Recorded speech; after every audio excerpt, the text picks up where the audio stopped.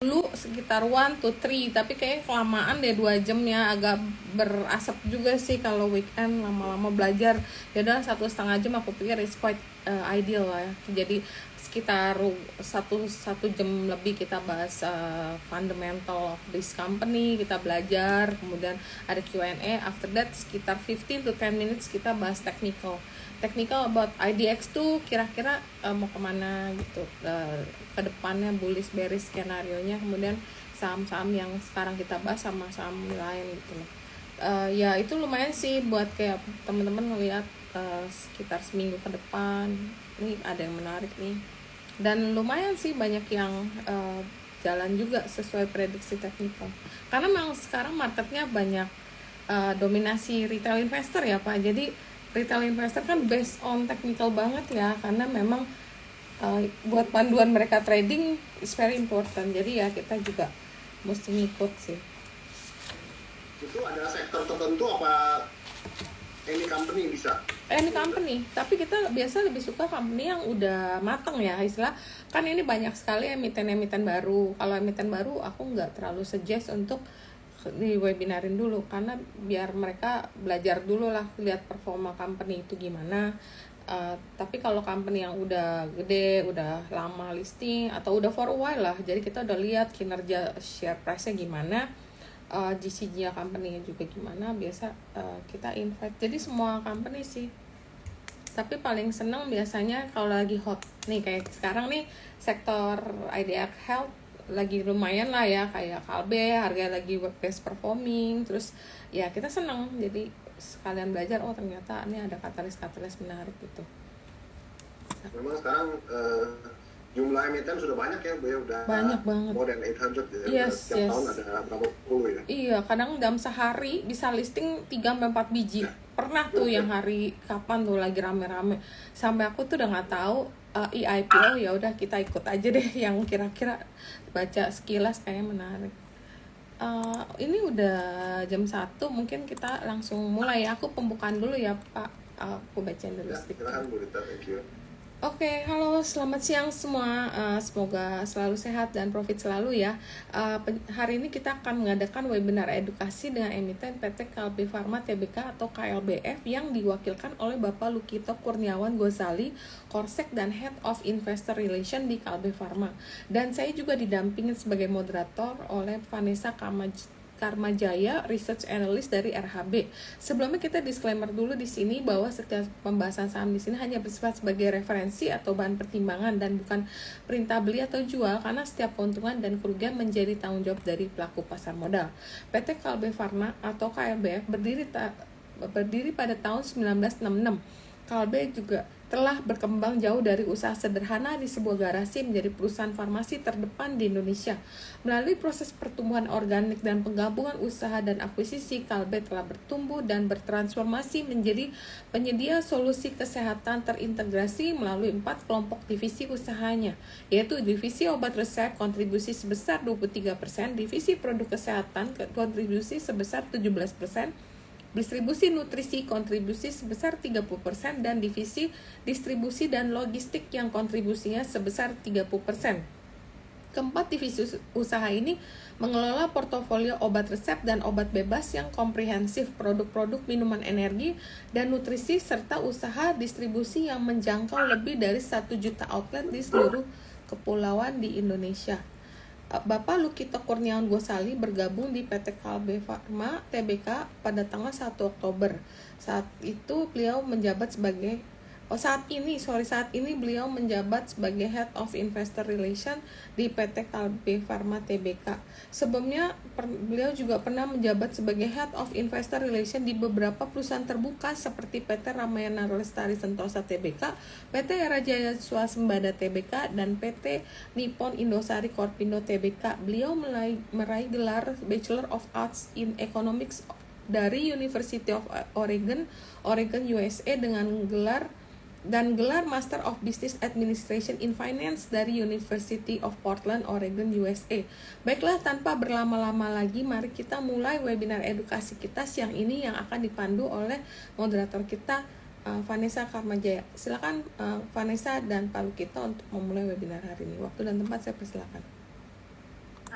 Thank you Kirita untuk kesempatannya hari ini. Kita kedatangan tamu spesial juga hari ini, Pak Lukito dari Kalbe Pharma nih, yang harga sahamnya lately kayaknya sudah lumayan outperform nih untuk dari Kalbe gitu, dengan berbagai. Mungkin siang ini kita mungkin bisa dengar ya dari Pak Lukito kira-kira katalisnya apa lagi nih, terutama kita di kuartal 4 dan juga tahun 2023. So mungkin kita ke Pak Lukito dulu, Pak, mungkin untuk sedikit presentasi ya terkait dengan gambaran bisnis Kalbe and latest update. Silahkan, Pak.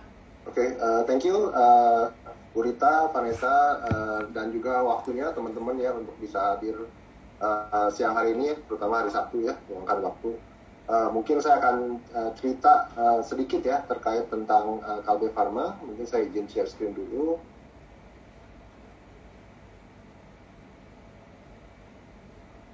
Nah, sudah terlihat ya Vanessa ya? Aman. Udah. Okay, thank you. Nah, mungkin tadi udah sedikit diceritakan ya dengan Bu Rita bahwa Kalbe memang secara umur sudah cukup lama ya di market ya, sejak tahun 1966 ya. Kita memulai bisnis pertama dari farmasi ya, obat pertama kita dulu namanya Biokasenton ya. Sebenarnya masih ada di sekarang juga masih ada gitu loh. Nah, sejak itu mulai merambah ke bisnis-bisnis lainnya. Kita ada consumer health, ada nutrisi, dan juga distribution dan logistik. Sebagai company kita punya banyak sekali ya produk ya. Mungkin teman-teman juga tahu di market ya, dari obat-obatan dari antiviral, obat kolesterol ya. Di consumer health kita punya kayak energy drink, ada Eskrajos ya. Kita ada juga obat-obat OTC seperti mungkin Promac ya, Comix ya, Mixagrip ya. Di nutrisi kita cukup kuat dengan brand Morinaga. Ya, selain Morinaga kita juga ada beberapa brand tertentu seperti kayak Diabetasol, ada juga Hydro Coco, ya. Dan mungkin yang terakhir adalah distribution dan logistik. Itu bisnisnya lebih ke distribusi ya. Karena seperti banyak perusahaan besar lainnya, Kalbe juga memiliki bisnis distribusi sendiri. Seperti itu. Nah, untuk sebagai emiten kita sudah listed sejak tahun 1991. Yang memang sudah cukup lama ya, dan juga kita memiliki free float di market itu sekitar 41-42%. Nah, seperti itu. Nah, untuk market cap sendiri memang beberapa minggu terakhir ini cukup bagus ya performance ya. Sekarang itu lately sekitar 86,5 triliun sebenarnya secara market cap ya. Untuk breakdown sendiri ya, tadi Bu Rita sempat info juga terkait dengan ada obat resep ya, ada consumer health, ada nutrition dan distribution dan logistik. Secara quarterly memang angkanya kurang lebih bisa plus and minus ya, mungkin quarter-quarter tertentu seperti OTC bisnis ya, Promac ya, di lebaran itu naik cukup tinggi ya, mungkin additional sekitar 20-30% ya. Mungkin seperti kayak akhir tahun biasanya performance juga lebih tinggi. Nah, untuk market serve-nya sendiri memang kita penjualan masih sekitar 95% di domestik ya, jadi via Encephal. Dan kita juga ada sekitar 5% melalui ekspor ya, atau international business ya, melalui Kalbe International. Nah, untuk areanya sendiri memang kita cukup banyak ya areanya yang kita cukup cover, dan kebanyakan ada di Asia Tenggara. Setelah itu ada juga di negara-negara Afrika. Nah, selain itu juga kita punya 2 fasilitas produksi yang memang sudah kita bangun ya di luar Indonesia ya. Yang pertama adalah di Nigeria, yaitu sudah cukup lama ya, sebelum tahun 2000 ya kita kerjasama dengan local partner di sana ya, Orange Limited, dan baru-baru ini di tahun 2020 kita baru saja menyelesaikan hasil transportasi ya di Myanmar gitu. Jadi kita ada 2 fasilitas produksi. Nah, kita dan masing-masing negara memang mempunyai karakteristik yang cukup berbeda ya. Jadi memang seperti kayak contoh di Singapura kita cukup kuat dengan Woods ya, yang cough syrup ya. Di Philippines kita cukup kuat juga dengan Eskrajos ya, ada Diabetasol di sana. Di Myanmar kita cukup kuat dengan OTC ya. Jadi memang tiap-tiap negara akan cukup berbeda dari sisi produk mix-nya. Nah, untuk semester 1 sendiri ya, di slide ini saya akan memberikan sedikit gambaran ya apa yang terjadi dan juga terkait dengan performance ya. Jadi support growth apa yang kita dapatkan ya selama semester 1 ini. Jadi memang first semester ini kita perform sekitar 12,2% ya untuk penjualan salesnya, sedangkan net profitnya itu kita tumbuh sekitar 9,3%. Nah, dari sisi pertumbuhan memang ada beberapa faktor di sana. Ya, nomor satu adalah terkait dengan JKN ya, atau National Health Insurance Program, di mana kita menjual produk-produk yang generik ya di sana, dan memang biasanya itu berdasarkan tender ya, dan memang tender terakhir kita mendapatkan jumlah SKU yang cukup banyak sehingga menimbulkan ada pertambahan pertumbuhan penjualan di bisnis generik kita. Ya, yang kedua adalah terkait dengan inovasi untuk pertumbuhan ke depannya. Ya, jadi kita ada beberapa fokus area yang kita mau cover di sana. Yang pertama adalah specialty, di mana kita fokus di bisnis prescription pharma atau obat resep. Ya, specialty itu akan mencakup obat-obat seperti obat kanker atau obat onkologi, dan lainnya adalah biosimilar. Ya, biosimilar itu kita sudah komplit, kita punya local facility ya. Terakhir kita menyelesaikannya di tahun 2018. Saat ini kita sudah mempunyai 2 produk dengan 3 varian, dan diharapkan sampai akhir tahun depan kita akan ada tambahan 4 produk lagi. Nah, selain itu kita juga akan mengcover area yang kita namakan preventif ya, di daerah consumer health. Apa itu preventif ya? Kalau kita lihat ya, banyak sekali obat-obat consumer health itu yang mencakup OTC itu lebih curatif ya, atau sifatnya lebih menyembuhkan ya, dan banyak kan berdasarkan chemical based product ya, atau obat-obat kimia ya. Nah, kalau preventif ini memang khusus untuk lebih pencegahan. Jadi obat areanya lebih kayak ke herbal ya, obat-obat herbal, vitamin, multivitamin, rasa ya. Jadi nanti akan ada pengembangan produk ya dari sisi preventif ya, terutama dari herbal ya. Kalau mungkin teman-teman di market juga sudah dengar terkait dengan bejo ya, dan kita mulai juga mengembangkan produk-produk seperti kayak Comix herbal untuk dewasa dan anak ya. Kita ada Enterosop juga ya, anti diarrhea ya, yang herbal juga ya. Kalau teman-teman tahu juga, ingat tahun lalu kita sempat mengeluarkan produk namanya Vaticon Promunue 2020, di mana itu fungsinya lebih untuk meningkatkan ketahanan tubuh ya, imun sistem kita untuk mencegah COVID. Nah, mungkin yang terakhir adalah terkait dengan affordable. Ya, kita melihat ada penurunan daya beli ya, dari masyarakat ya, di segmen-segmen tertentu. Oleh sebab itu kita juga menyediakan produk-produk yang lebih affordable di market. Salah satunya adalah produk nutrisi ya, seperti Kyogo, seperti itu. Nah, selain itu mungkin faktor yang ketiga kita lihat adalah terkait dengan digital health initiative. Ya, mungkin teman-teman juga pernah ya menggunakan Klik Dokter ya. Kalau mungkin Emos dan Mostrans lebih ke area yang B2B ya, mungkin merchantnya Encephal. Cuman kalau Klik Dokter itu lebih ke telemedicine ya, mungkin pernah ada yang juga menggunakan. Jadi memang di B2C itu kita sudah cukup lama ya mengembangkan Klik Dokter di sana. Kita juga cukup luas ya dari sisi coverage dokternya. Kita tidak hanya fokus ke rumah sakit tertentu atau area tertentu, kita cukup open. Ya, mungkin nanti ada 2-3 slide setelah ini saya akan bahas lebih banyak terkait dengan digital health initiative. Nah, yang keempat adalah terkait dengan rising health awareness ya, atau seperti contohnya kan mungkin di masa COVID ya, banyak sekali orang-orang lebih aware ya, lebih ngerti tentang kesehatan. Ya, mungkin kayak contohnya sendiri kayak saya dulu pre-COVID itu makan vitamin cuma 2 kali seminggu ya, mungkin jarang sekali ya kita kadang-kadang makan vitamin C.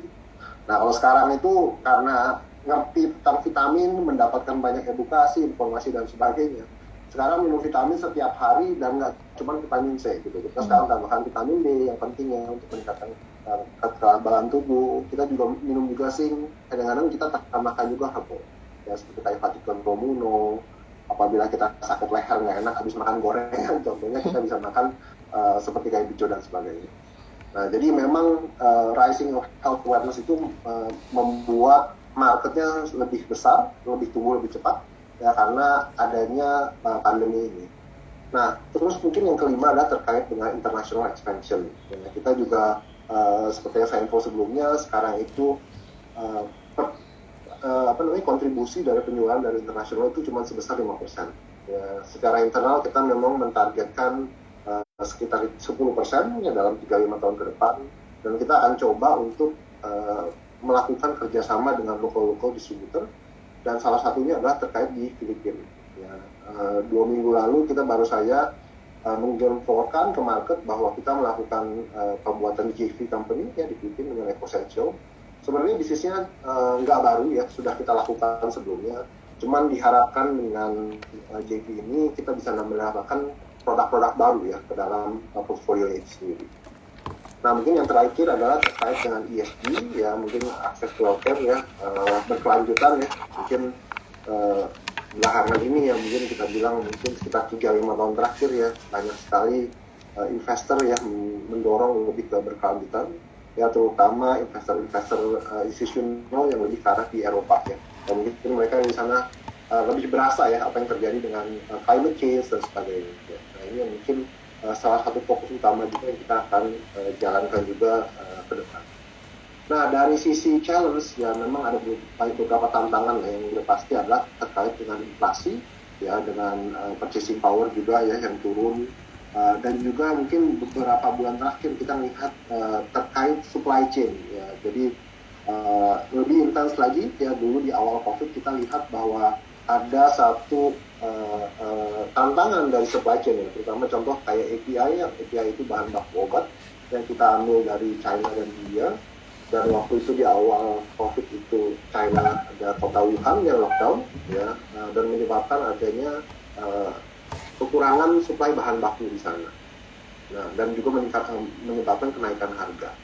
Nah, oleh karena itu memang sejak saat itu kami sudah belajar ya, dan kita coba meningkatkan dan menambahkan jumlah supplier yang ada, itu nomor satu. Kedua, kita juga membuat agreement dengan mereka dengan melok waktunya lebih lama. Ya, biasanya kita mungkin sekitar 3 bulan, ada yang 6 bulan. Sedangkan sekarang dengan adanya supply chain issue ini, kita akan coba lebih ke di atas 6 bulan. Gitu. Jadi supply-nya lebih aman lah dari sisi kita. Nah, untuk buffer stock sendiri, kita sebelumnya ada di sekitar 3-4 bulan. Sekarang kita naikkan menjadi 4-5 bulan. Seperti itu.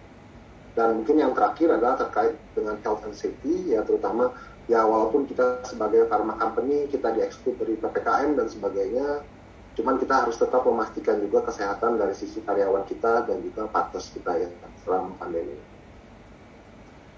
Nah, terkait slide ini saya mau sedikit share aja terkait dengan produk-produk yang kita miliki.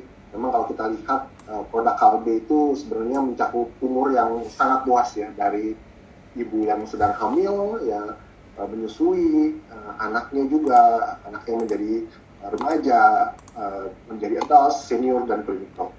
Ya, kita mempunyai cukup banyak range of product ya, dari sisi prescription pharma all the way sampai nutrition, dan juga kita mengcover domestic dan international market. Gitu. Nah, kita bisa lihat beberapa banner ya, atau campaign yang kita lakukan ya, globally, internasional ya. Kita ada seperti kayak Fitbar, ya ada Woods itu di Singapura juga, ya ada Entrasol, ya, dan ada beberapa negara juga di Afrika. Gitu. Nah, ini adalah terkait dengan digital platform yang saya info sebelumnya. Jadi kita memang punya dua strategi ya, satu adalah B2C, di mana kita punya Click Doctor sebagai aplikasi. Nah, kita bisa lihat di sini bahwa Click Doctor itu kan adalah telemedicine ya. Mungkin ada beberapa juga yang sudah menggunakannya. Providing health consultation dengan dokter ya, area doktersnya kita mungkin sekarang sekitar 15.000 across Indonesia, jumlah user sekitar 14 juta, dan konsultasi itu sekitar 500.000 lah per tahun. Ini angkanya lebih ke semester 1 ya. Jadi memang di sini kita akan fokus lebih banyak ke area-area tertentu seperti kayak diabetik ya, ada onkologi ya, obat-obat kanker dan sebagainya. Ya, jadi dari Click Doctor ini memang kita juga mencoba untuk mendapatkan informasi ya, apa yang market perlukan ya, secara obat, ya, penyakit dan sebagainya. Ya, ini salah satu cara kita untuk mengetahui tentang pasar. Nah, kedua adalah terkait B2B. Ya, B2B itu adalah kita punya EMOS dan MOSTRANS ya. EMOS itu adalah Order Management Platform. Ya, mungkin awalnya itu kita buat EMOS itu tahun 2016, dan memang kita gunakan itu untuk mengkonversi existing customer kita. Ya. Jadi ini adalah EMOS dan MOSTRANS itu adanya di Ensemble, di mana EMOS itu digunakan untuk mengkonversi customer-nya atau merchant atau apotek yang ada untuk order via online. Ya sebelumnya mungkin mereka lewat email, fax, telepon dan sebagainya. Mungkin orang salesnya juga datang ya order lewat via offline ya, di mana itu sangat repot ya, hassle ya, ada higher cost dan sebagainya. Nah awalnya itu kita buat untuk mengkonversi itu. Ya. Dan sejak tahun lalu kita mulai meleverage ya, mulai kita coba juga kita kembangkan, kita dorong juga ke distributor atau prinsipal lainnya. Ya kita tahu bahwa ada banyak juga pemain kecil dan distributor atau prinsipal yang mungkin secara SKU itu nggak terlalu banyak, ya, di mana mereka mungkin nggak ada kepentingan untuk mempunyai digital application sendiri.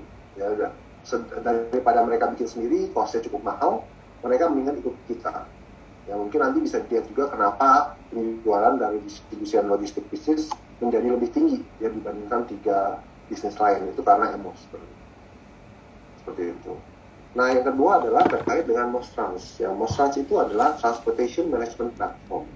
Ya dimana mungkin kalau kita lihat yang join ke aplikasi ini adalah fleet owners ya, atau transporters ya. Kita baru dengar juga ya mungkin sekitar 2-3 minggu lalu kita baru info ke market bahwa Samudra Indonesia ya akan inject capital pada MOSTrans ya dengan kepemilikan 20% di akhir tahun ini. Ya, jadi kita sedang melakukan penjajakan ya, due diligence dan sebagainya, dan diharapkan transaksinya akan komplit by end of this year. Nah, kelebihan dari MOSTrans itu adalah contohnya seperti ini. Misalkan nih ada truk ya, biasanya dari warehouse datang ke merchant, itu kan biasanya full ya, utilization-nya 100%. Nah, biasanya kan dari merchant itu kembali ke warehouse itu kan biasanya kan kosong. Ya, kalau mereka ikut aplikasi ini, jadi nanti merchant atau apotik atau dan lain sebagainya, mereka bisa melihat bahwa ada availability of these fleets ya dari poin A ke poin B. Sehingga tujuannya adalah meningkatkan utilisasi dari fleet owners atau tracking itu sendiri. Sebenarnya intinya itu. Gitu. Jadi memang MOSTrans itu difokuskan lebih kepada transportation management platform, ya, terutama untuk produk-produk kesehatan, yang kita katakan healthcare products. Ya diharapkan dengan adanya kerjasama dengan Samudra Indonesia yang akan meningkatkan sales ya atau penjualan ya, traffic dari sisi MOSTrans, dan juga untuk Kalbe Groupnya sebenarnya untuk lebih mengefisiensikan terkait dengan logistik. Ya kita tahu sendiri Samudra Indonesia ini salah satu perusahaan yang cukup besar ya dari sea logistik ya, laut ya, di mana mereka cukup dominan. Jadi kita melihat dalam kolaborasi ini kolaborasinya cukup baik untuk Kalbe Group secara keseluruhan. Nah, nextnya adalah terkait dengan human capital. Ya mungkin kita lihat bahwa selain kerjasama dan sebagainya, kita perlu juga meningkatkan skill ya dari human resource kita. Ya. Kita punya beberapa program dari level supervisor, manager, and even leaders ya kita punya juga. Kita juga berkolaborasi juga dengan pemerintah ya terkait dengan kampus merdeka program. Nah, kita juga punya Kalbe Learning Center, di mana itu menjadi Certified Vocational School Partners ya, dengan pemerintah. Jadi memang kita mencoba untuk mengembangkan skill dari employee kita lah secara keseluruhan. Begitu. Nah, ini adalah terkait dengan berkelanjutan ya. Seperti saya infokan sebelumnya akses to healthcare. Nah, di sini kita lihat ada beberapa aktivitas yang kita lakukan ya, seperti kayak menjual produk-produk generik ya kepada JKN atau BPJS ya melalui National Health Insurance Scheme. Ada juga kita melawan stunting ya, kalau kita tahu bahwa Indonesia secara gizi kurang ya di beberapa area terutama yang mungkin kota-kota lebih kecil, sehingga kita bekerja sama dengan BKKBN ya. Untuk tahu ini kita kerjasama dengan YRC University untuk melawan stunting misalnya. Nah, Klik Dokter juga kita tahu bahwa di masa COVID tinggi ya, rumah sakit sangat penuh ya, sehingga banyak sekali pasien yang tidak bisa konsultasi ke dokter, dan dengan Klik Dokter itu kita bisa meningkatkan layanan dengan memberikan telemedicine ya, konsultasi ya terkait dengan pasien COVID. Nah selain itu juga kita melakukan edukasi ya, Klik Dokter banyak sekali melakukan edukasi ya mungkin dalam 2 tahun terakhir terkait dengan vitamin, terkait dengan illness tertentu, tentang COVID itu tersendiri, terkait juga vaksin ya, mungkin juga informasi banyak yang beredar yang mungkin tidak benar ya terkait dengan vaksin ya, sehingga penerimaan masyarakat terkait vaksin juga sangat rendah. Ya, jadi via Klik Dokter kita juga melakukan edukasi yang cukup banyak. Gitu. Ya, nah juga kita memiliki Ensafol ya secara distribusi center. Kita juga melakukan distribusi vaksin COVID ya di 7 provinsi di Indonesia ya. Kita ada 2 provinsi di Sumatera, 3 di Kalimantan dan 2 juga di Jawa. Dan mungkin yang terakhir ya, di luar dengan kita katakan akses to healthcare atau memberikan layanan kesehatan yang lebih untuk kesehatan, kita juga melakukan beberapa aktivitas ESG ya. Salah satunya adalah energi efisiensi dan renewable energy, di mana per 2018 semua fasilitas produksi yang baru dibuka atau dikembangkan oleh Kalbe itu menggunakan solar panel. Ya memang belum 100% ya menggunakan energi dari solar panel, cuman at least sudah ada partially yang kita gunakan renewable energy. Dan kita mempunyai target yang cukup agresif ya dalam 2-3 tahun ke depan terkait dengan renewable energy. Nah, selain itu kita juga memiliki namanya Red Ginger Ecosystem atau ekosistem jahe merah. Ya, di mana kita banyak melakukan edukasi ya kepada petani-petani lokal. Ya, kita marketing ya ke daerah tertentu, di mana kita memberikan edukasi gimana cara menanam jahe merah, kapan untuk harvestingnya. Malahan kita juga memiliki pattern ya untuk siap beli ya. Saya beli raw materialnya ya dari petani-petani dan dijual ke kami ya sebagai bahan baku. Gitu. Jadi memang kita mempunyai banyak sekali aktivitas-aktivitas yang terkait dengan ESG. Nah, terkait dengan angka sendiri ya kita lihat bahwa ini adalah performance ya dalam 5 tahun terakhir ya terkait dengan net sales dan net income. Ya kita lihat pertumbuhan sales ya yang cukup bervariabel ya dari tahun ke tahun ya, dan sejak tahun 2021 kita mulai menunjukkan pertumbuhan double digit ya, begitu juga dengan net income ya sejak tahun 2021. Nah, terkait dengan capital allocation ya, kita secara company di balance sheet kita utang kita hanya sekitar 622 miliar ya, dibandingkan dengan equity masih sangat rendah, masih sangat healthy, cuma sekitar 3%. Ya, kita memiliki juga sekitar 3,5 triliun net cash balance ya atau cash bersih ya. Untuk pembayaran dividen kita mengestimasikan sekitar 45-55%, itu target kita ya secara grup. Ya, sedangkan kita bisa lihat sejak 2017 kita mulai memberikan peningkatan yang lebih ya. Yang terakhir kita juga berikan sekitar 52% ya untuk tahun buku 2021. Sedangkan untuk capex ya, capital expenditure ya terakhir yang kita lakukan capex yang cukup besar adalah di tahun 2018 dan 2019, di mana kita menyelesaikan 2 fasilitas produksi OTC ya di Cikarang, 1 distribution centers ya di Cikarang juga, dan 1 fasilitas produksi OCC di Myanmar. Ya, per Juni tahun ini juga kita hanya menggunakan sekitar 288 miliar. Ya, mungkin 2-3 tahun ke depannya kita akan meng-cap di bawah 1 triliun secara total. Nah, ini mungkin slide terakhir ya dari saya terkait dengan outlook ya. Outlook kita memang tahun ini kita targetkan sekitar 11-15% ya, dan kita cukup comfortable ya, kita lihat angkanya sampai semester 1 ya, kita masih within our expectation ya. Payout ratio juga sekitar 45-55%, dan ada beberapa asumsi lah yang kita lakukan juga untuk tahun ini. Mungkin itu ya Vanessa, kita bisa Q&A sekarang. Thank you. Iya, thank you Pak. Thank you untuk insight-insightnya, banyak yang menarik nih Pak.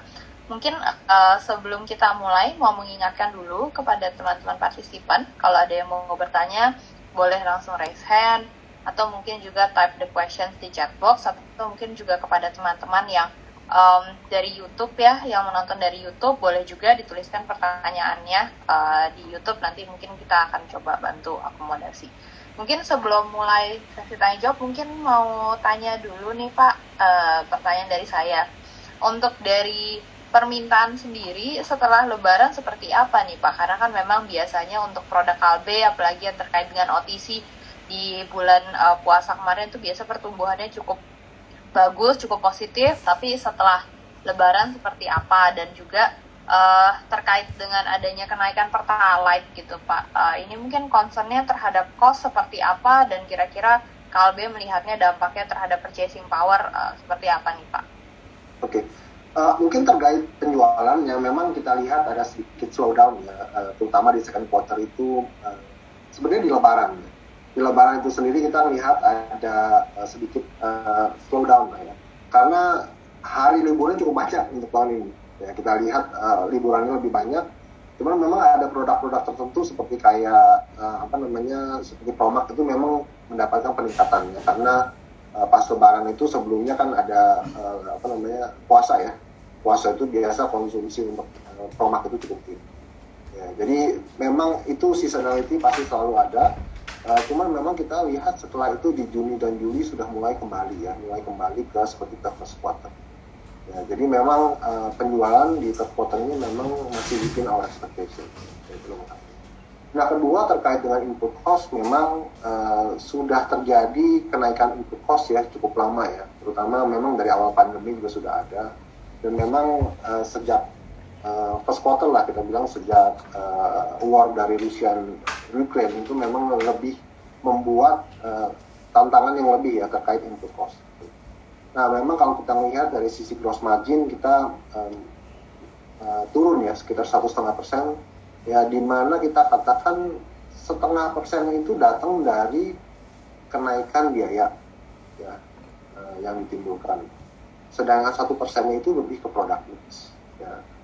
Product mix karena kita ada beberapa segmen tertentu, contoh seperti di prescription pharma, itu kalau obat generik memang marginnya lebih rendah.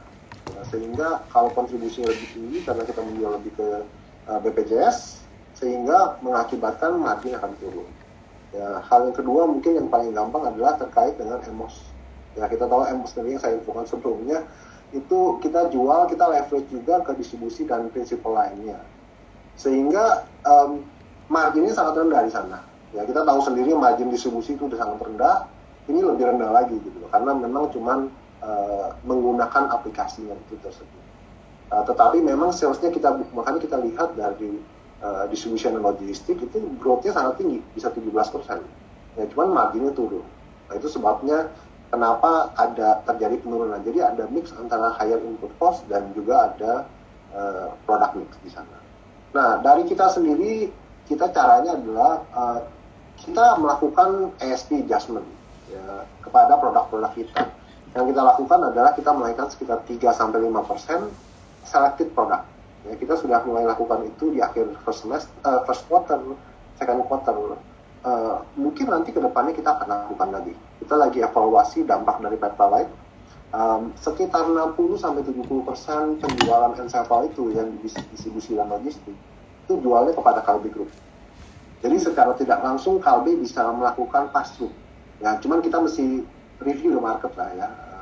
Produk apa yang lebih nggak sensitif, mungkin yang lebih middle upper prices, ya, marginnya mungkin lebih baik, kita bisa melakukan price adjustment. Sedangkan mungkin yang lebih sensitif, yang mungkin harganya masih murah, kita belum bisa lakukan. Seperti itu. Jadi akan ada mix lah antara kenaikan harga. Nah, selain itu juga kita melakukan efisiensi. Ya, efisiensi itu memang dari sisi operasional banyak sekali yang kita bisa lakukan. Contohnya misalnya efisiensi dari operasional, seperti fasilitas produksi. Kita punya fasilitas produksi yang terkait dengan obat generik. Ya, kita ada full dedication fasilitas produksi di sana. Di mana kalau penjualan dari obat-obat generik meningkat, pasti fixed cost-nya akan turun. Ya, pembelian raw materialnya sama. Ya, jadi kalau salesnya naik, penjualannya naik, otomatis kemungkinan harganya bisa lebih murah. Jadi kita melakukan banyak efisiensi dari sisi operasional. Terus marketing cost atau promotion juga kita melakukan hal yang sama. Jadi kita melakukan sekarang itu kan promosi atau campaign itu kan banyak sekali channelnya ya. Kalau zaman dulu cuma TV, radio, ya kan, banner, ya kan, terus juga surat kabar seperti itu.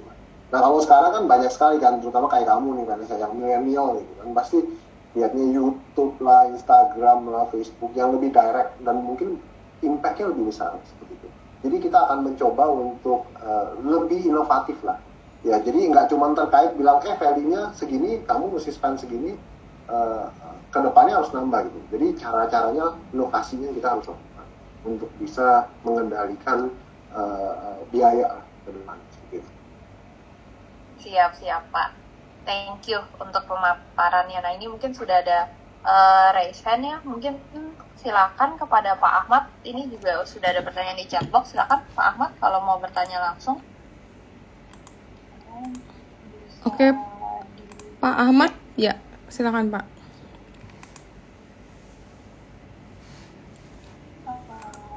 Ini Pak. saya coba untuk Mbak Vanessa, Pak Duto, terima kasih atas kesempatannya. Mohon izin bertanya, jadi baru-baru ini kan Kalbe mengakuisisi Aventis ya, gitu ya.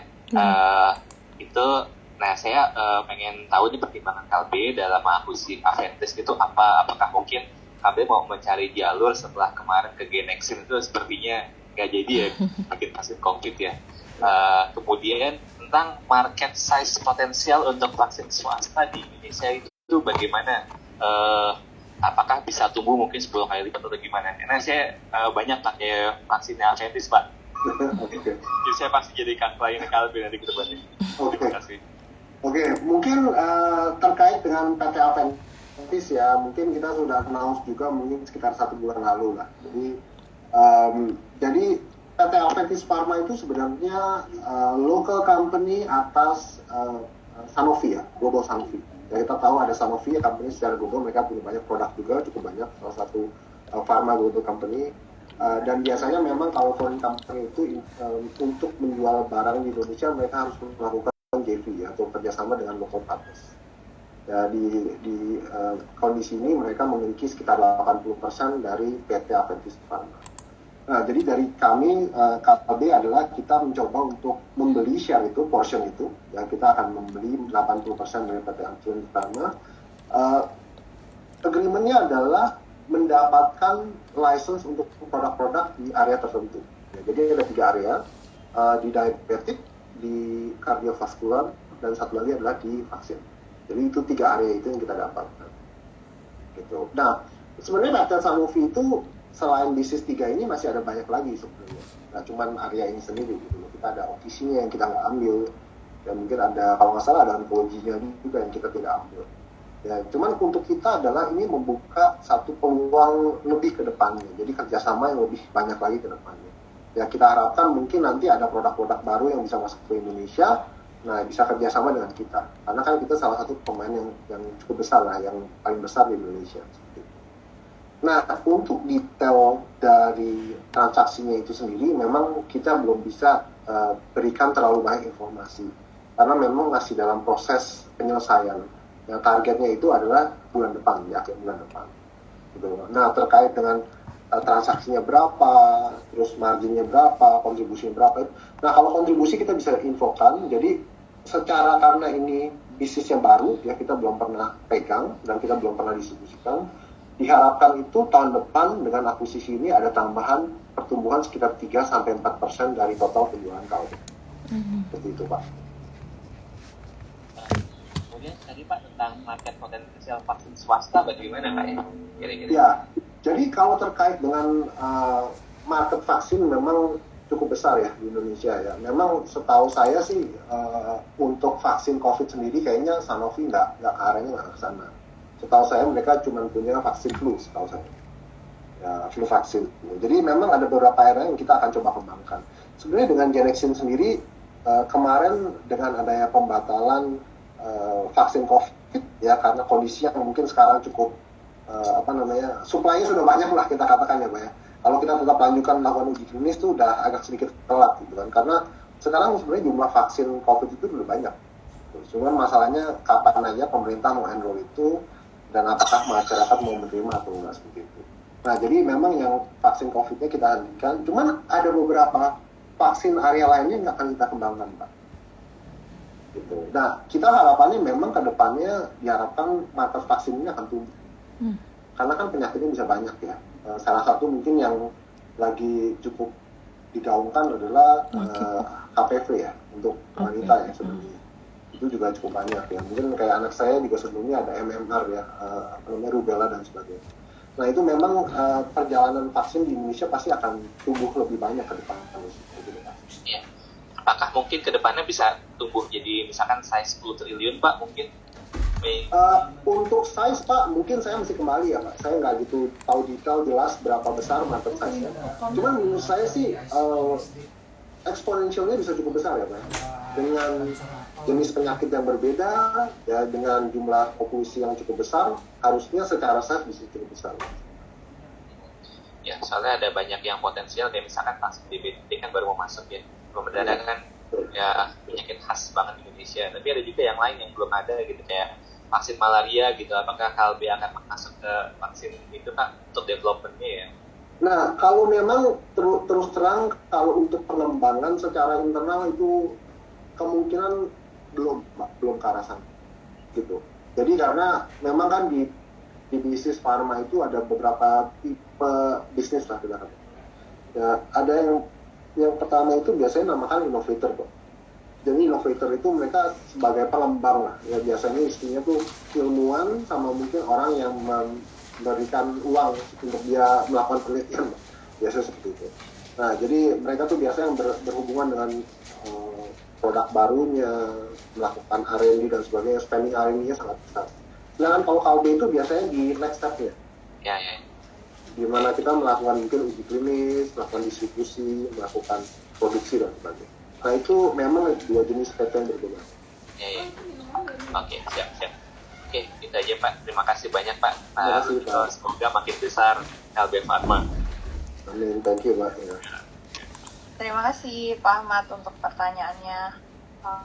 Oke. Mungkin boleh silakan ke Pak Yamin ya. Biar saya coba untuk unmute. Halo, Pak Yamin? Pak Yamin, sorry, masih di mute deh Pak. Saya coba lagi ya. Bentar. Pak Yamin ada pertanyaan yang ini tanyakan, bisa di-unmute? Iya. Ya. Ya silakan Pak. Terima kasih. Ya, siang Pak. Ya, selamat siang.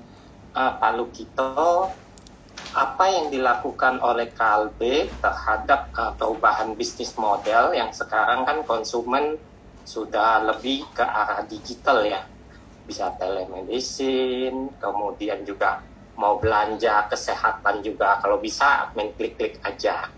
Ya kan tadi sudah dijelaskan ada EMOS dan sebagainya. Apa sih pengembangan ke depan dan berapa efisiensi yang didapat dari perubahan ini, Pak? Itu pertanyaan pertama. Oke. Mungkin Mau saya dijawab dulu satu-satu ya. Oke Pak, thank you. Mungkin yang pertama adalah terkait dengan B2C ya, mungkin ke arah studi ke sana. Kita memang punya klik dokter Pak. Ya, mungkin klik dokter itu memang sudah cukup lama. Kita miliki mungkin sejak tahun 2014 atau 2015. Nah, memang awalnya itu memang kita lakukan namanya telemedicine, di mana kita bisa konsultasi dengan dokter. Misalnya saya pasien, saya ke klik dokter, saya konsultasi, itu semua masih free Pak. Nah, nanti di sana Bapak dikasih resep, udah dikasih resep, saya bisa beli obatnya melalui merchant yang ada Pak. Jadi KLB itu kerjasama dengan merchant yang ada di market. Ya kita bilang apotik lah. Nah, nanti ada komparasi juga di sana, harganya berapa, Gojeknya berapa, obatnya tersedia atau enggak, merek-merek tertentu ada. Nah, itu semua sudah jalan, Pak. Gitu loh. Dan memang dengan adanya COVID itu mengakselerasi semua inilah kita katakan ya. Dengan orang yang nggak mau keluar, ya kan mau kemudahan, tinggal klik-klik lah yang seperti Bapak bilang sebelumnya. Jadi memang itu sudah terjadi. Gitu. Nah, yang menjadi penting adalah sekarang gimana pengembangan arah ke depannya. Nah, dari sisi kita memang kita melihat bahwa bisnis healthcare itu kan banyak ya Pak. Ada banyak sekali Pak. Ya kita bilang ada digital lah, ada obat lah, ada medical devices lah. Nah, jadi kita tuh sebagai company mencoba untuk expand di area-area tertentu. Nah, digital platform salah satunya. Nah, di sini kita melihat bahwa satu kita akan lebih fokus kepada specialty area. Ya, kita tahu lah ada beberapa pemain juga di market yang mungkin lebih agresif Pak. Ya, mungkin mereka bisnis modelnya lebih ke startup Pak. Jadi punya berapa T, di ban Pak, ya, dikasih subsidi, ya, habis itu keluar lagi yang baru gitu kan, lagi issue lagi, terus ban lagi Pak, supaya rame gitu kan traffic itu. Nah kita sebagai company arahnya lebih nggak terlalu ke sana sih. Ya, kita lebih ke pengembangan produk. Nah kontribusi untuk sales penjualan dari digital pun nggak terlalu besar untuk kita, karena kita adalah sebagai produser juga Pak, kita sebagai yang memproduksi obat gitu. Jadi kita nggak mencoba untuk menjadi e-commerce-nya. Ya karena e-commerce sih sudah banyak Pak, ya kan kita ada kayak Tokopedia, Lazada, kita nggak mau ke arah sana. Jadi lebih ke area yang lebih lebih ke konsultasinya, menyediakan konsultasinya, hubungan dengan dokternya, dan yang kedua adalah terkait dengan area-area tertentu yang kita fokuskan sekarang sebenarnya satu onkologi, obat-obatan kanker, dan kedua adalah diabetes Pak. Di dua area ini KB mencoba melakukan apa yang namanya one total solution. Ya, dari awalnya mungkin dari diagnosanya dulu Pak. Kita punya Inolat, ya, kalau Bapak pernah dengar, Kalgen Inolat itu adalah laboratorium yang mungkin ini nggak kayak Prodia atau mungkin Biomedica lah yang mungkin retailnya banyak. Ini kita lebih ke centralized lah. Jadi kita kerjasama dengan rumah sakit, dan di mana kita bisa mengidentifikasi terkait dengan kanker, ya penyakit kanker. Ya, kita salah satu yang cukup kuat di sana. Nah jadi untuk onkologi ini kita identifikasi dulu, karena biasanya itu untuk mengobati kanker itu harus tahu jenis kankernya Pak. Itu yang paling penting. Jadi kita coba dulu di sana, terus coba kita kasih obatnya, terus kita juga ada nutrisinya. Jadi kita mencoba namanya lakukan sentuhan. Nah diabetik juga sama Pak. Kita mulai melakukan itu. Jadi ada dua area yang kita mau kembangkan sekarang, adalah satu onkologi, satu lagi diabetik Pak. Itu ada yang namanya One Onco, satu lagi diabetik. Nah itu yang kita coba kembangkan di Klik Dokter. Nah memang ke depannya pasti akan ada beberapa layanan lagi. Kalau Bapak tahu, kita Agustus kemarin baru saja relaunch ya Pak ya, Klik Dokter ya. Baru user interface-nya baru segala macam. Kita baru relaunch lagi secara platform. Ya mudah-mudahan ke depannya kita akan tambahkan juga beberapa function lainnya ya supaya bisa lebih menarik lagi. Cuman kembali lagi kita sebagai company penjualan dari sisi digital memang belum besar lah Pak. Dari sisi kita masih di bawah 5%. Jadi kita nggak mencoba menjadi seperti kayak Tokopedia. Gitu. Ya, ini kan Kalbe Pharma merupakan salah satu perusahaan obat besar. Kenapa belum ada minat untuk membuat bahan baku, Pak? Karena bahan baku semuanya kebanyakan impor dari India maupun Cina, gitu loh. Ya. Jadi gini Pak, kalau kita lihat Pak industri bahan baku atau kita katakan API atau Active Pharma Ingredients, itu China dan India itu memang nomor satunya Pak, karena mereka serve global market, jadi mereka menjual ke semua negara di dunia. Nah, karena gini Pak, untuk membuat satu produksi API itu marketnya harus besar Pak. Gitu. Jadi contoh ya, Mixagrip nih Pak misalnya. Di Mixagrip itu ada 5 API Pak, 5 bahan baku.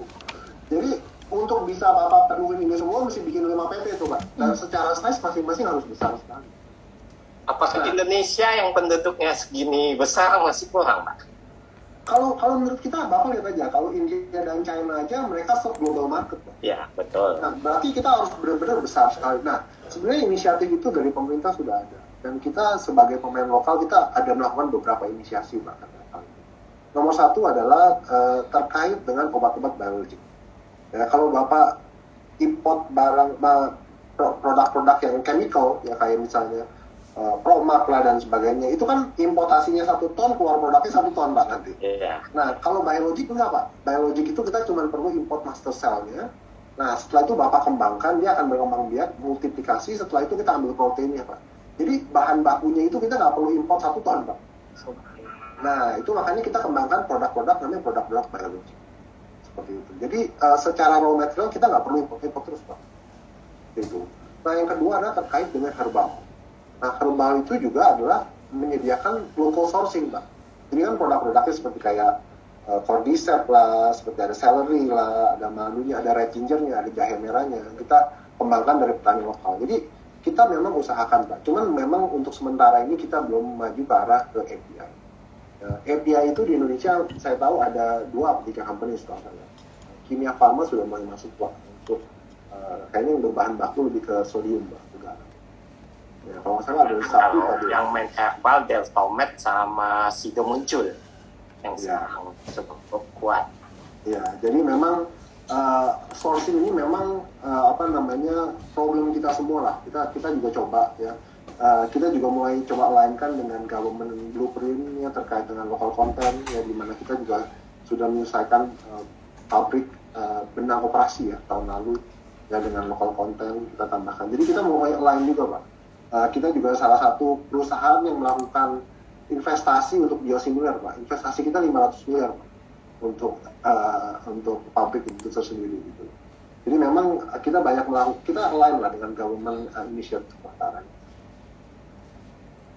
Oke, mungkin cukup ya Pak Yamin buat biar Oke, teman-teman terima bisa. kasih. Kasih banyak ya Terima kasih, Pak. Pak. Ya.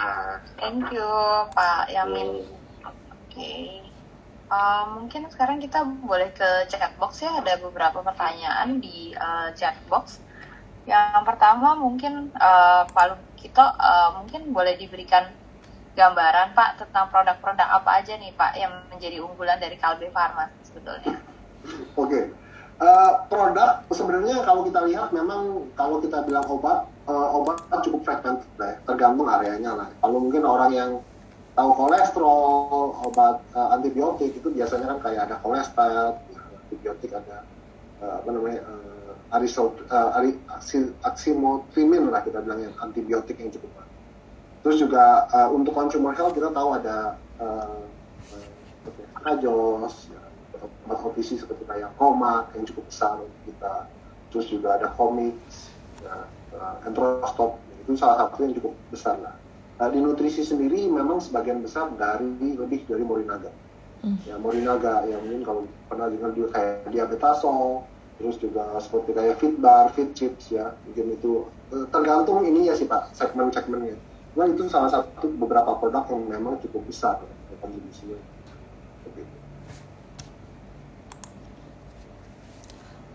Oke, semoga menjawab ya untuk dari Pak Lutfi. Mungkin next kita ke Ibu Cahaya. Ini ada 2 pertanyaan, mungkin langsung saya gabung ya. Pertama mungkin bagaimana pengaruh kenaikan suku bunga dan fluktuasi kurs US dollar terhadap kinerja Kalbe. Lalu yang kedua, kalau perang terus berlanjut dan US dollar menguat, apa kira-kira pengaruhnya terhadap supply bahan baku maupun distribusi produk terutama untuk ekspor, Pak? Ya. Oke, mungkin suku bunga sih kita secara loan ya kecil lah, nggak terlalu besar. Ya, sebenarnya kita secara cash position memang masih 3,5 triliun. Cuman ya kadang-kadang kan kita secara company itu mungkin sekarang punya 45 company itu. Jadi cukup banyak dan mungkin duitnya di kantongnya berbeda nih. Ya. Jadi kadang-kadang mungkin company tertentu perlu capital, ya. Jadi kita kita lakukan pinjaman di sana. Dan diharapkan memang pinjamannya itu juga nggak terlalu lama. Jadi memang itu ada nggak. Cuma secara overall memang kita masih nggak cash position sekitar 3,5. Nah terkait dengan US dollar memang Kalbe itu salah satu risknya adalah di sana. Ya cuman memang Kalbe itu sejak dulu tuh sudah melakukan apa yang namanya natural hedge. Ya natural hedge. Memang tidak ada cara lain karena memang bahan bakunya masih kebanyakan diimpor. Ya makanya kita mulai lakukan pengurangan dengan produk-produk biologik, produk-produk herbal supaya kita punya dependency untuk importing menjadi lebih sedikit lah, itulah. Nah untuk natural hedge-nya sendiri biasanya itu kita mengalokasikan cash position di US dollar sekitar 3 sampai 4 bulan, mungkin sekarang 4 sampai 5 bulan, mengikuti dengan buffer stock-nya. Ya artinya apa? Jadi misalnya let's say rupiahnya melemah 10%, ya jadi ada kenaikan 10% dari sisi COGS. Ya. Kalau kita melakukan punya cash position di US dollar sebanyak 4-5 bulan, artinya nanti kalau ada peningkatan 10% US dollar, kita di other income juga dapat. Seperti itu. Jadi kita melakukan namanya natural hedge supaya efeknya secara financialnya nggak terlalu besar. Gitu. Nah, terus juga mungkin dari sisi implementasinya juga, let's say sekarang nih kita kan ordering kan keluar masuk cepat ya. Kadang-kadang misalnya hari ini ada jatuh tempo pembayaran. Nah, kalau sekarang rupiahnya lagi melemah jauh gitu, misalnya dari 15.000 tiba-tiba ke 16.000, Jadi dengan adanya reserve US dollarnya itu kita bisa bayar dulu. Kita bisa pakai dulu sekarang cash position.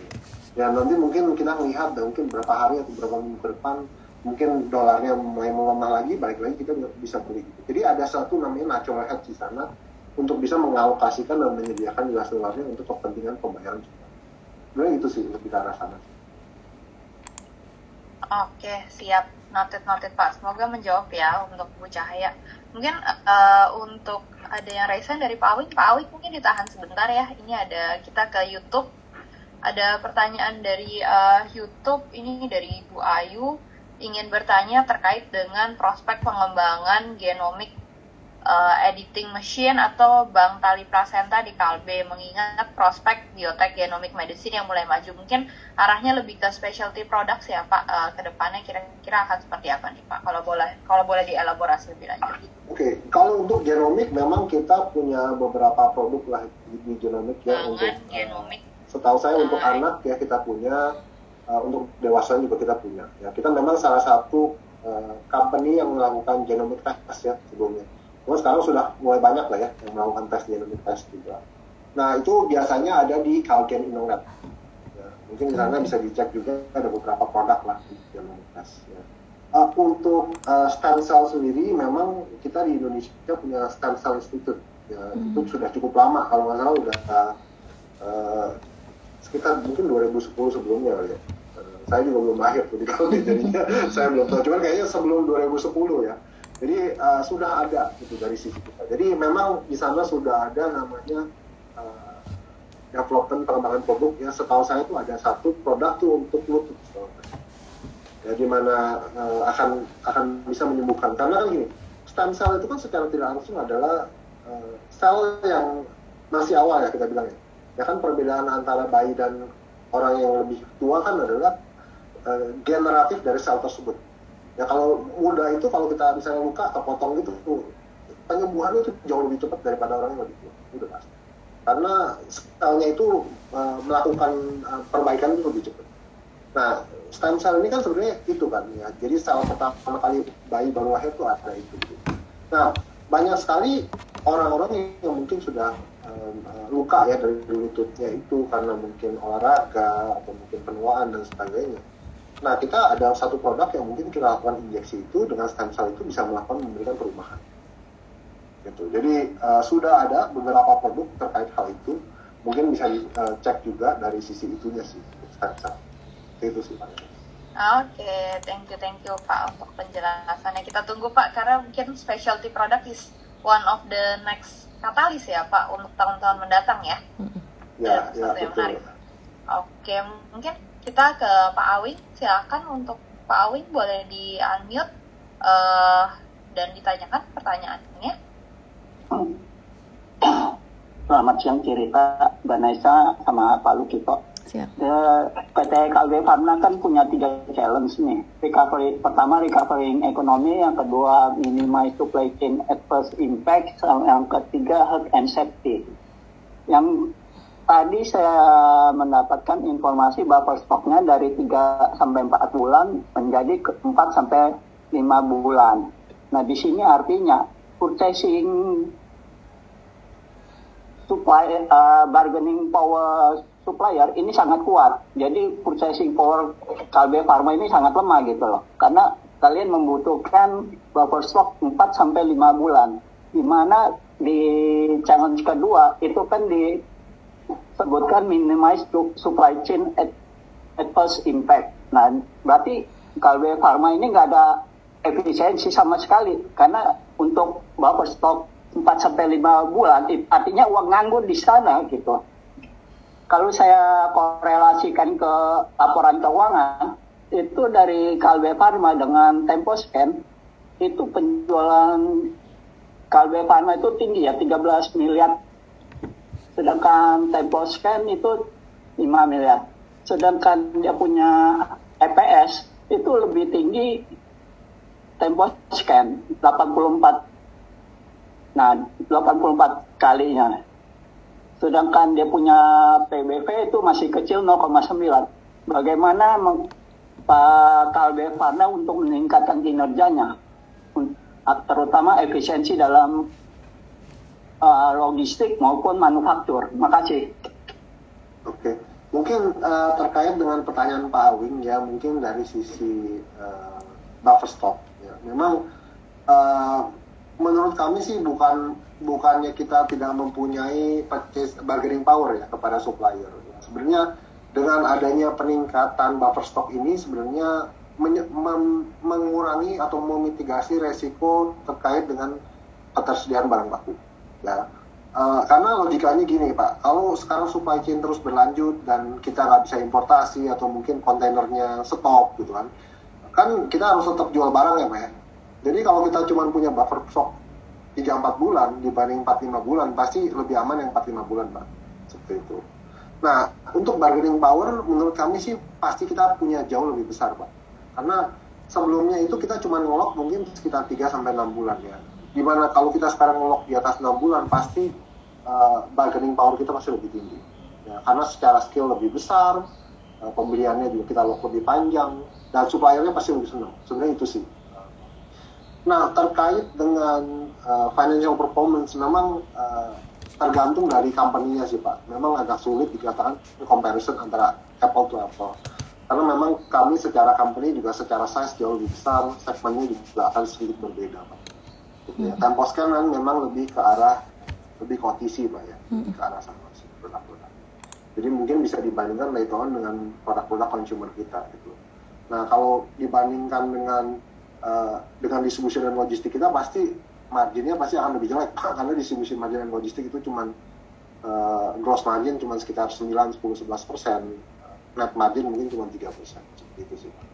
Jadi kalau berbicara terkait dengan financial mungkin mesti dibedah lebih jauh sih Pak terkait hal itu.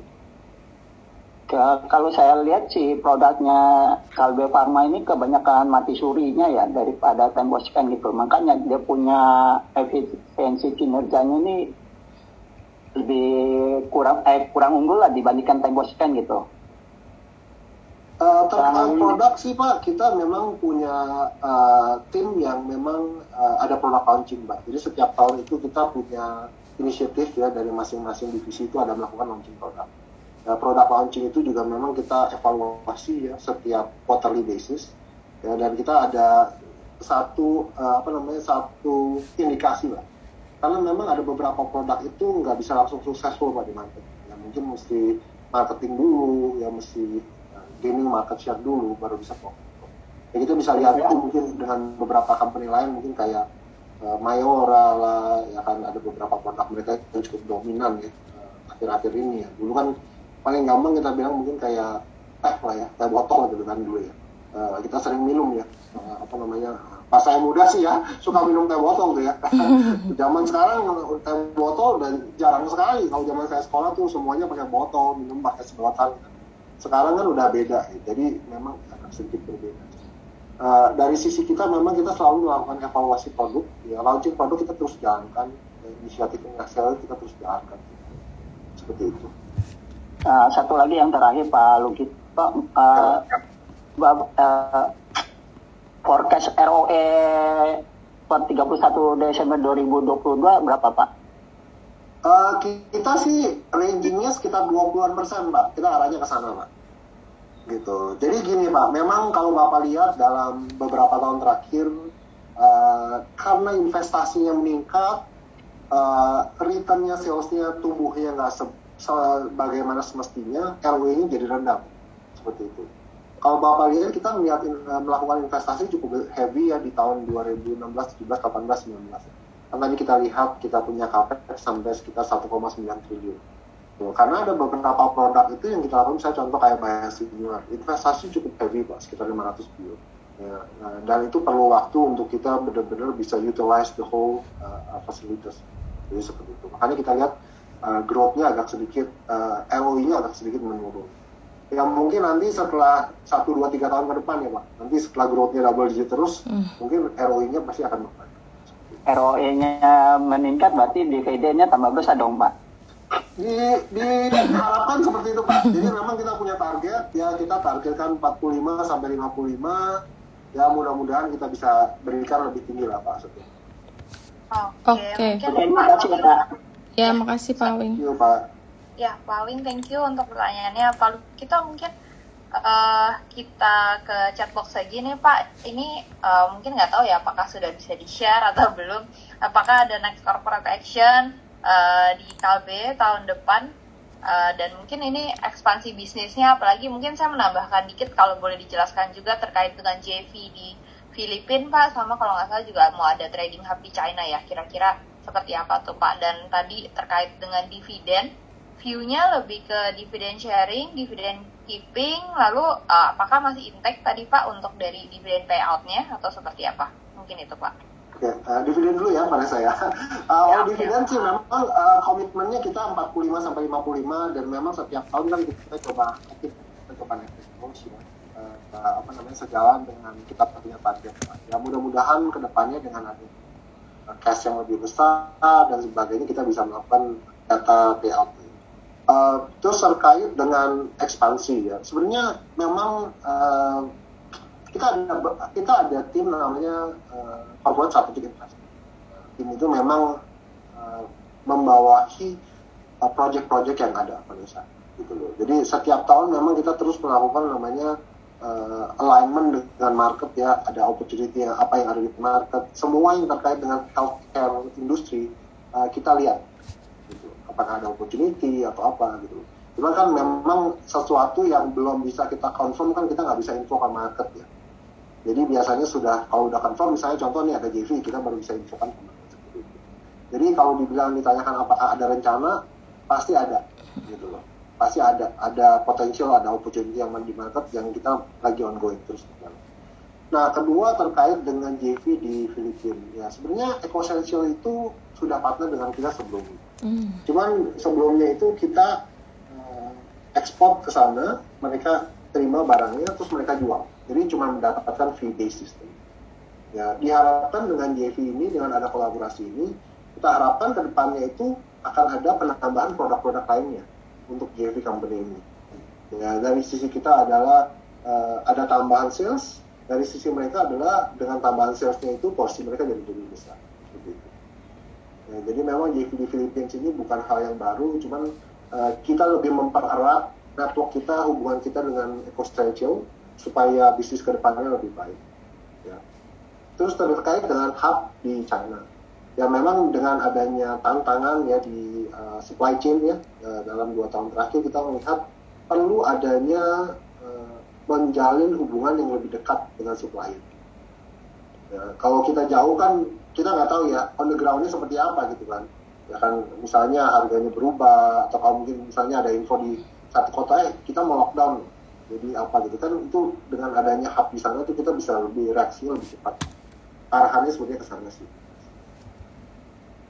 Oke, noted Pak. Jadi supaya lebih cepat, hopefully juga bisa lebih efisien ya Pak. Tadi mungkin yang related pertanyaan terkait dengan buffer stock ya, tadi yang terkait dengan inventory. Siap. Got it, Pak.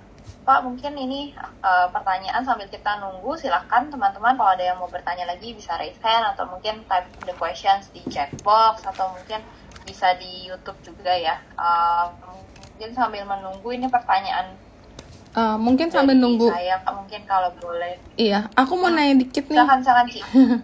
Itu tentang IPO anak usaha yang Kalbe nutritional nih. Itu kayak something yang kemarin sempat kita antisipasi, cuman kelihatannya agak ketunda ya Pak. Kira-kira kapan sih akan dilanjutkan proses ini?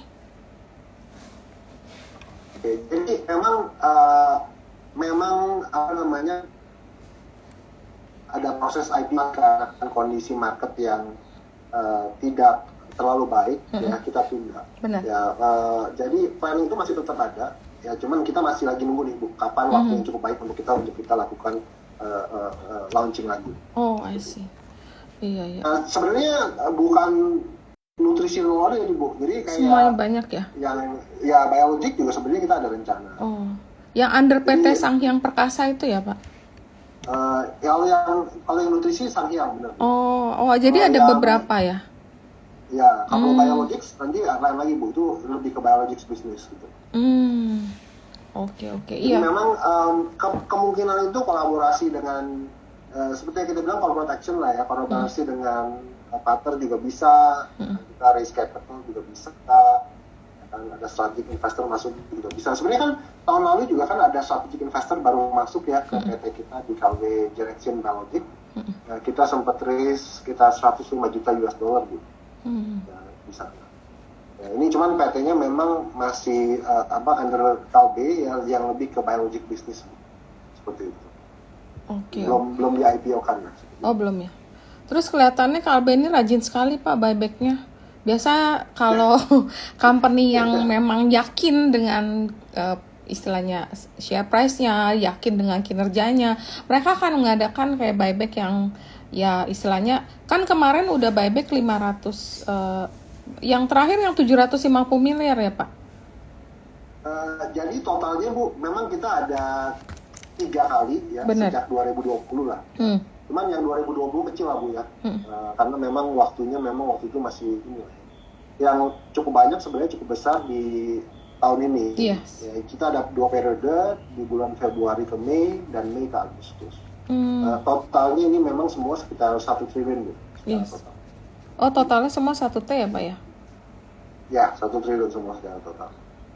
Jadi memang kita melakukan hal itu karena kita melihat bahwa valuasi yang ada di market rendah ya Bu. Itu kan kita targetkan di bawah 1.700. Iya sih.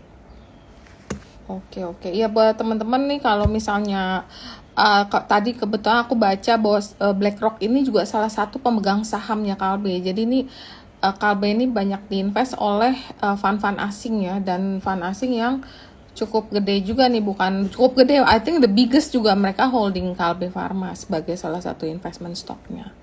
Oke, mungkin Vanessa kalau misalnya itu bisa ditanya, itu ada beberapa aja yang tadi aku pengen nanya. Oke, siap. Thank you Ci pertanyaannya. Mungkin ini sudah mau hampir mendekati penghujung acara Pak, sudah 1 jam lebih nih kita ngobrol. Mungkin saya buka untuk one last question sekali ya dari teman-teman. Silahkan nih, mumpung ada Pak Lukito mau bertanya langsung dari Kalbe nih, jangan malu-malu buat teman-teman. Oke, mungkin pertanyaan last question dari kalian terkait dengan ini cerita digital supaya Pak sekarang arahnya. Mungkin untuk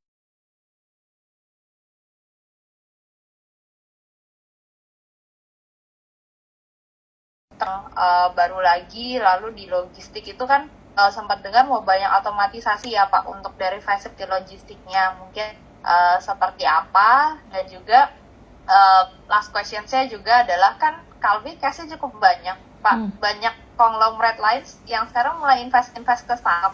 Ada niat ngikutin atau lebih suka bangun sendiri atau gimana nih Pak? Gitu. Mungkin terkait yang digital. Duh, putus. Oh my god.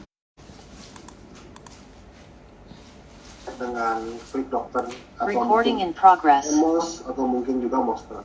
Ya. Klik Dokter memang kita waktu itu sempat ada wacana untuk kerjasama, cuman belum bisa terrealisasi. Ya sampai sekarang kita masih cukup open, kita baru saja di launching. Mudah-mudahan by end of this year kita ada beberapa fitur baru lah di Klik Dokter. Ya, untuk Emo sendiri memang kita sudah mulai leverage-kan itu ke prinsipal atau distributor lain. Ya, balik lagi kita masih open lah terkait hal itu. Jadi memang kalau ada opportunity dari Vanessa atau Burita atau mungkin teman-teman untuk bisa terkait Emos bisa diinfokan ke saya. Mostran sendiri kita baru saja announce bahwa kita akan kolaborasi dengan Samudra Indonesia ya di sana ya terkait dengan logistik. Jadi akan ada penambahan kapital di sana sebesar 20% ya dari kepemilikan ownership di Emos ya untuk di Mostrals ya untuk Samudra Indonesia. Ya, jadi memang balik lagi kita akan coba usahakan pengembangan produk-produk di sana.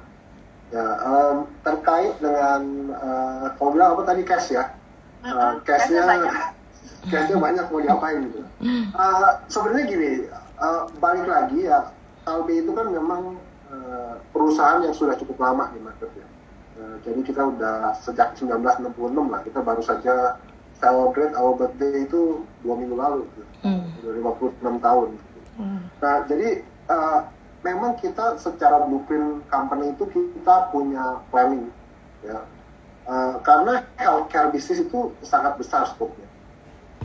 Ya, kalau kita katakan ya healthcare kan bisa kayak ada obat, ada medical devices, ada labnya, ada rumah sakitnya, ada ada stem cell-nya, ada vaksinnya, banyak sekali gitu ya area yang bisa cover gitu ya.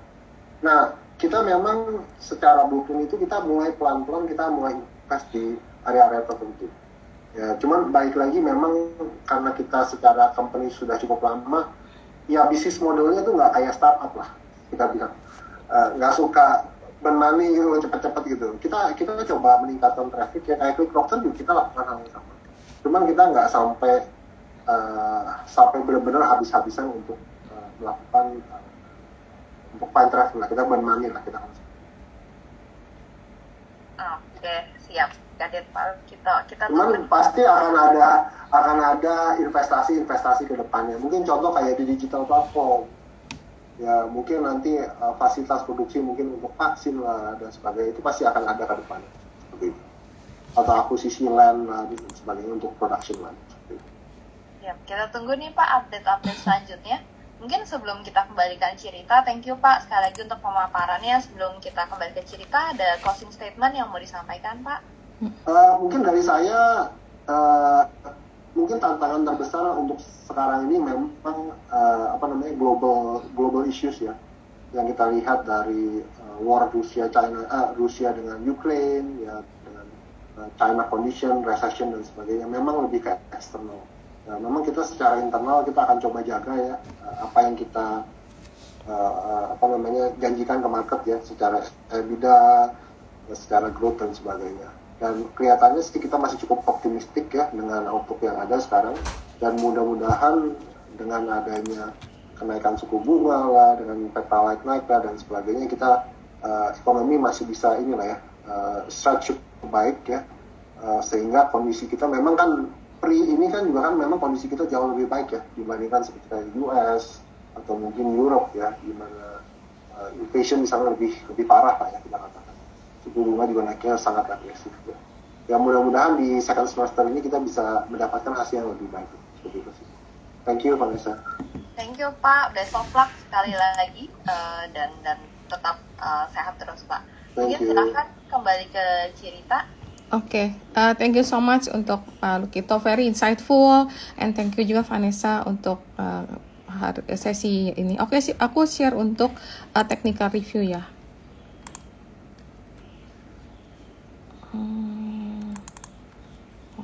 Oke.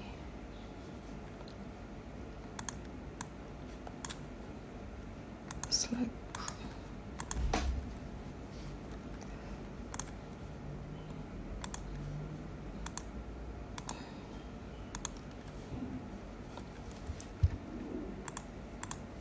Oke, untuk technical review minggu ini, ini disclaimer dulu ya.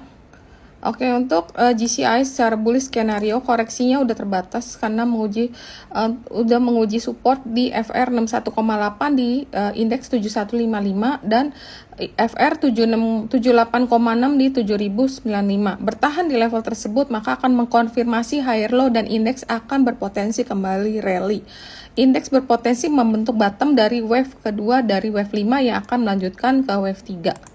Dan untuk bearish skenario-nya, GCI membentuk rising wedge. Ini merupakan reversal pattern dengan target 7051 jika terkoreksi. Dan GCI udah menyelesaikan wave 1 dan akan dilanjutkan dengan wave 2, corrective wave dengan target FR 50% di 69,67 atau di FR 61,8 di indeks 6873. Kemudian untuk rotasi sektor untuk minggu ini yang ada di improving adalah IDX Finance, IDX Prop, dan IDX Basic. Yang saat ini ada di leading ada di IDX Infra.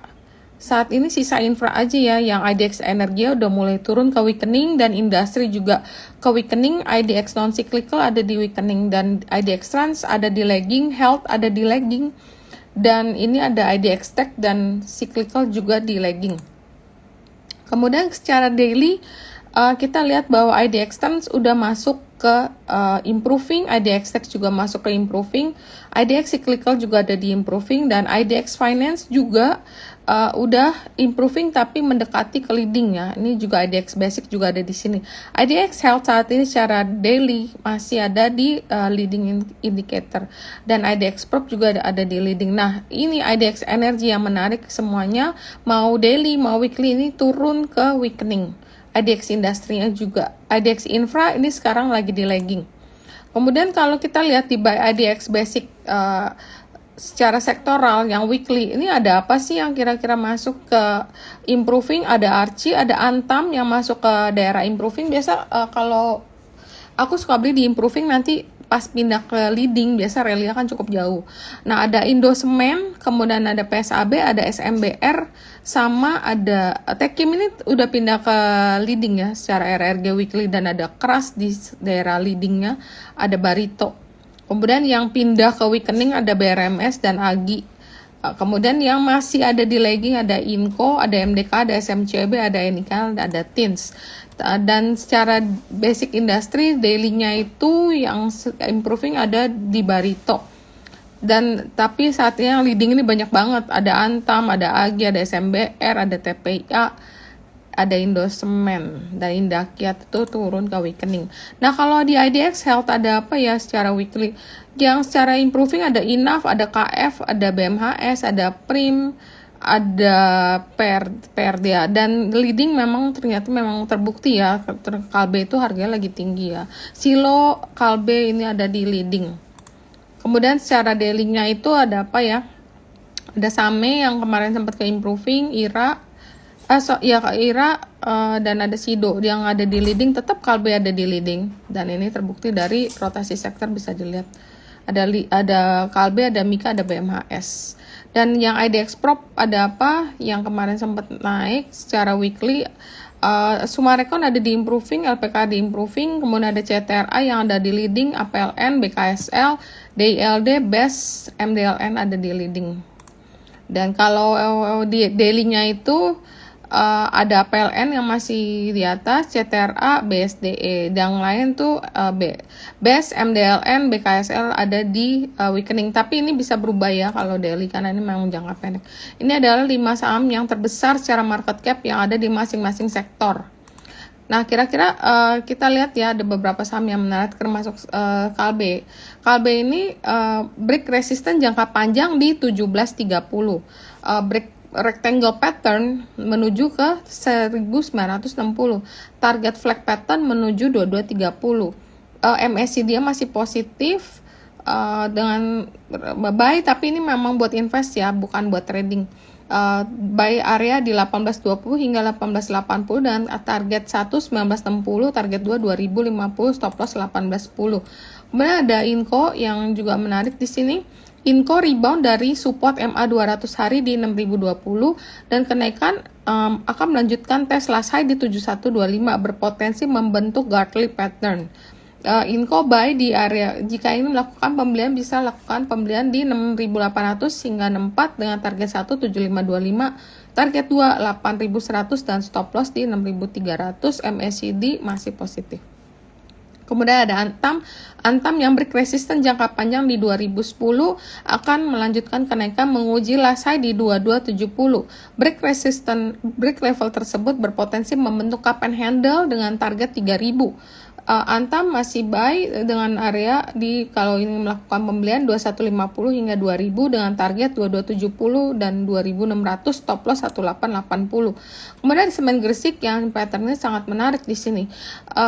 Semen Gresik tuh break last high di 7125 dan berpotensi membentuk double bottom dengan target di 7950. Semen Gresik adalah rekomendasi buy, dan jika ingin melakukan pembelian bisa melakukan di 7500 hingga 7100 dengan target 177 dan target 2 8000, dan stop lossnya ada di 7000. Kemudian BRMS ini terkoreksi tetap bertahan di FR 61,8 di 166. RSI menunjukkan BRMS ini masih oversold, dan BRMS ini masih bertahan di lower Bollinger Band. BRMS boleh diperhatikan buy on weakness di buy area 188-170 dengan target 215 dan 226 dan stop loss 165. Walaupun MACD dia masih kurang bagus ya, masih negatif, dan parabolic SAR juga masih negatif, tapi RSI ya tadi kita lihat sangat oversold. Aduh nih, sorry ini kayaknya internetnya terganggu ya. Aduh, kawat nih.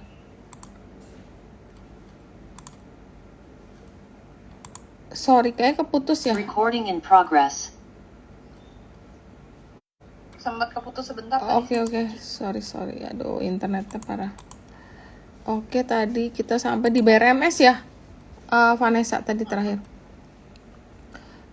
Oke, BRMS tadi masih baik karena dia oversold sih. Jadi kalau kita lihat di sini MACD dia masih negatif, RSI-nya sudah sangat menunjukkan oversold di sini.